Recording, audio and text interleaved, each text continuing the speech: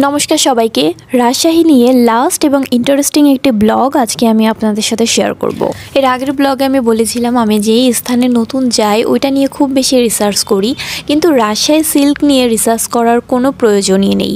ঐতিহ্যবাহী রাজশাহী সিল্কের কথা কে না জানে। বেস্ট রাজশাহী সিল্ক পাওয়া যায় সপুরা সিল্ক শোরুমে।